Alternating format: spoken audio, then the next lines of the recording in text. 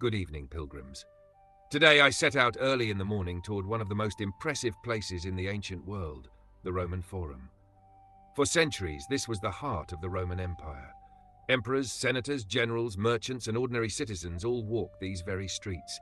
Here, decisions were made that shaped the course of history. One of the first structures that caught my attention was the Temple of Saturn, whose 8 towering granite columns still stand after nearly 2,000 years. This temple once housed Rome's public treasury, the wealth and power of an empire that seemed invincible. Nearby is the House of the Vestal Virgins, where the priestesses dedicated their lives to tending Rome's sacred fire. And just beside it stands the circular Temple of Vesta, where that flame burned continuously as a symbol of the city's life and security. Not far away is the Temple of Antoninus and Faustina, one of the best preserved temples in the Forum. What I find especially beautiful is that centuries later it was transformed into a Christian church, reminding us that places like people can be redeemed and given new purpose.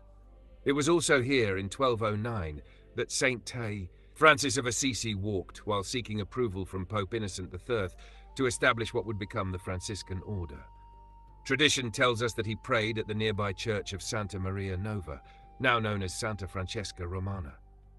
Imagine the contrast, a poor, humble man walking among the magnificent ruins of an empire built on wealth and power. As I stood here today, I couldn't help but reflect on how everything we build eventually fades.